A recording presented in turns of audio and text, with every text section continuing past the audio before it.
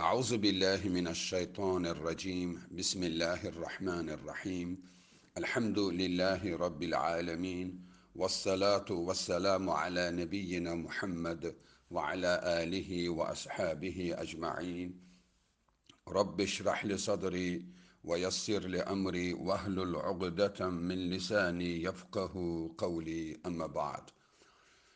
Esselamu Aleyküm ve Rahmetullahi ve Berekatuh. Değerli Müslümanlar, değerli grup iştirakçıları, bəli, qarşıda Qırqaryan təqvimi ilə 8 Mart gəlir və 8 Martda dünya çapında Beynəlxalq Qadınlar Günü kimi qəbul olunmuş bir gündür. Bunu dünya insanları qeyd edir. Bu onların şəxsi işləridir. Değerli Müslümanlar, biz Müslüman olarak Allah'a iman etmiş bir toplum olarak bizim bu işte ne kadar hakkımız var? Bu həqiqətən mi bayramdır? Həqiqətən mi bir müminə qadın, isməti, namusu olan bir qadın üçün bu bayramdırmı? Baxın, buna gəlin bir Müslüman aspekti ilə baxaq. Buna biz Qərbin, Avropanın və yaxud da ki, dəyyus toplumunun baxışları ilə deyil, bir Müslümanın namuslu, qeyrətli, Allaha iman etmiş, namusunu dini qədər qoruyacaq bir şəxs olaraq. Nə qədər bunda haqqımız var? İlk öncə Allahın Resulü sallallahu aleyhi və səlləmin İbn-i Ömər radiyallahu anhumədən rəvayət olunan hədisini diqqətinizə çatdıram. Sonra bu barədə hələ sizin bildiyiniz bəzi sözləri sizə xatırladım. Resulullah sallallahu aleyhi və səlləm buyurmuşdur. Mən təşəbbəhə bi qavmin fəhuvə minhum. Rəvahu Abu Davud. Kim hansı qövmə özünü oxşadarsa, o elə həmən qövmdəndir. Bəli, dəyərli müsəlmanlar. 8 Mart Qadınlar Günü deyildikdə, yəni ilk dəfə 1857-ci ildə 8 Martda Amerika Birləşmiş Ştatlarının New York şəhərində geyim sektorunda çalışan böyük bir kütləli qadın kütləsi, onlar deməli kişilərdən 50-50-yə az maaş alır, iş saatları kişilərdən 3-4 saat çox olurdu və başqa bir neçə məziyyətləri də qadınlara məxsus olan günləri onlara əsla güzəşt olunmazdı. Məsələn, hamilədir, doğum ərəfəsindədir, yəni ona əsla güzəşt olunmazdı.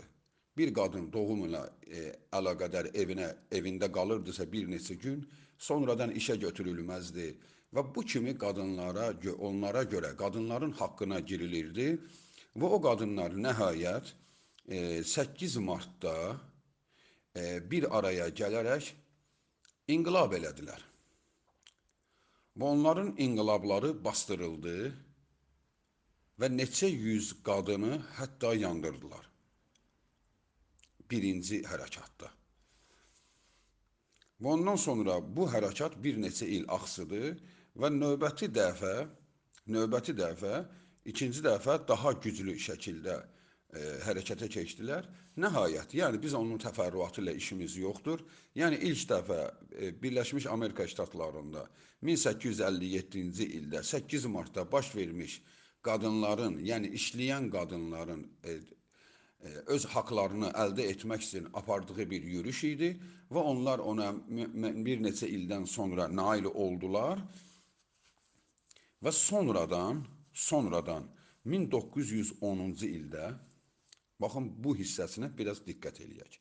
1910-cu ildə Clara Zetkin adlı Alman mənşəlli bir Hollandlı qadın, deməli Hollandiya vətəndaşı olan, Danimarka vətəndaşı olan Alman mənşəlli Clara Zetkin 1910-cu ildə bu hərəkatı gücləndirir, rəsmiləşdirir və dövlət çapında buna nail olur. Yəni bunu qadınlar gözləmədən, bilmədən, təsadüfən bu işi görmüşdülər. Bu Clara Zetkin bunu bu formaya gətirir. Bunu bu formaya gətirilməsində səbəbkar olur. İllər sonra tarixçilər araşdırırlar ki, bu Clara Zetkin Yahudi mənşəlli imiş.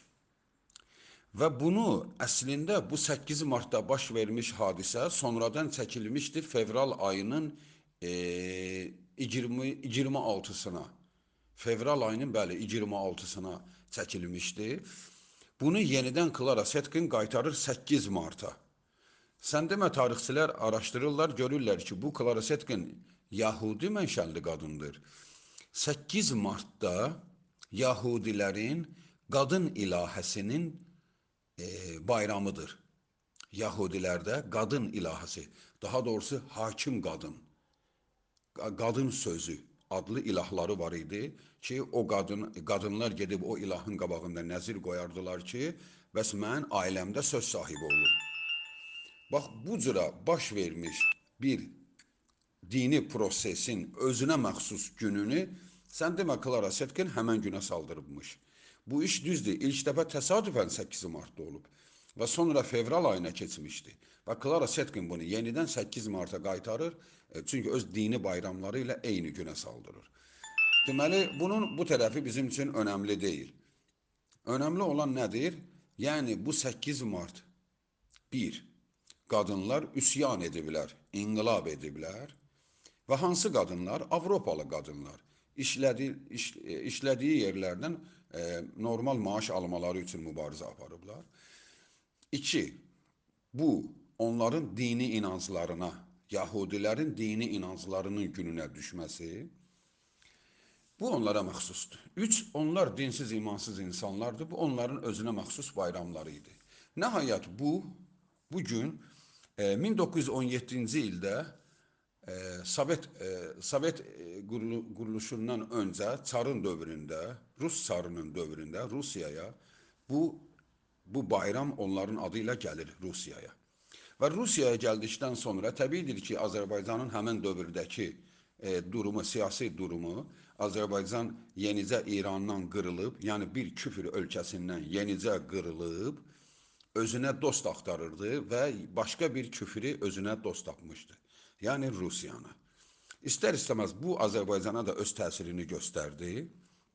Azərbaycanda 1920-ci ildə ilk dəfə Komsomol Səriyyə Xəlilova. Baxın, bugün Bakıda Azad qadın heykəli ki var, Azad qadın heykəli. O, Səriyyə Xəlilovanın adı ilə qoyulmuşdur. Azərbaycanda qadınlar həmən günü işə görə inqilab eləmədilər.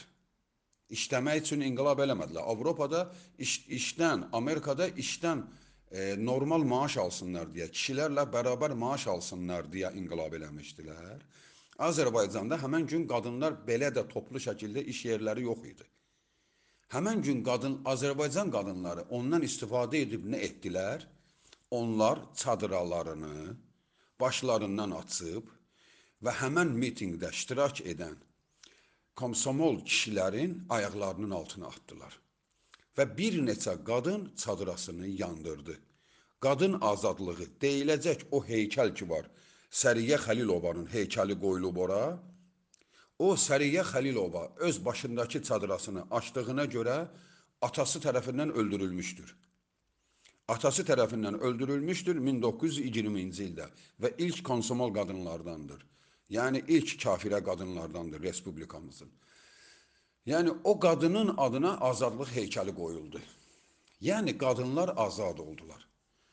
Və Cəlil Məmmədquluzadə öz şeirlərinin birində də deyir ki, həmən gün mən o qədər sevindim ki, qadınlarımız azad oldu deyə. Mən o qədər sevindim ki, sevindimdən papağımı göylərə attım. Hələ də papağımı tapa bilmirəm. Bax, bunu Cəlil Məmmədquluzadə həmən günü baş vermiş o səhnənin adı ilə qeyd etmişdir. Dəyərli müsəlmanlar, 8 Mart Dünya Qadınları üçün nədirsə, o öz yerindədir. 8 Mart Azərbaycanda çadıradan çıxan qadınların, çadıranı yandıran qadınların bayramıdır. Elə isə mən müsliməyəm deyən qadına deyilir: ey Allahın qulu qadın, ey Allahın dəyər verdiyi məxluq, ey Allahın gizlətdiyi məxluq, səni inci kimi gizlədib Rabbimiz, səni açıb çöllərə, onun bunun önünə atmayıb, o açılmış, saçılmışlar kimi, Avropalılar kimi, səni Allah Subhanahu taala evinin içində qoruyub, sənə cənnət vəd edib, əgər səbr edərsənsə. Yox, sən özünü azad görmək istəyirsənsə, onda o zaman dinini seç. Kim hansı qövmə özünü oxşadarsa, elə o onlardandır. Əgər sən çadıranı açmağı azadlıq bilirsənsə, bilginən ki, sən cəhənnəmi seçdin. Və sən 8 Martı bayram bilirsənsə, bilginən ki, sən küfrün bayramını bayram olaraq seçdin. Və təəssüflər olsun ki, o kişiyə ki, o öz qadınını açıldığına görə, hicabını çıxartdığına, saçını və bədənini və öz gözəlliyini ondan başqalarına da göstərdiyinə görə qadınını təbrik edən kişilərə yazıqlar olsun. Allah Subhanahu taala bizi hidayət etsin, dəyərli müsəlmanlar. Bu bir müsəlman üçün ayıbdır, həqiqətən ayıbdır. Hətta biz bu barədə bir söz sahibi olub, hətta dövlətimizdə belə çalışmalıyıq ki, bunu bayram olaraq qadınlarımızın üzərindən götürək bu rüsvayçılığı. Bu bir möminə qadının bayramı deyil, əksinə bir möminə qadın üçün fəlakət günüdür. وَالْعِلْمُ عِنْدَ اللّٰهِ تَعَالَى وَآخِرُ دَعْوَانَا أَنِ الْحَمْدُ لِلّٰهِ رَبِّ الْعَالَمِينَ وَالسَّلَامُ عَلَيْكُمْ وَرَحْمَةُ اللّٰهِ وَبَرَكَاتُهُ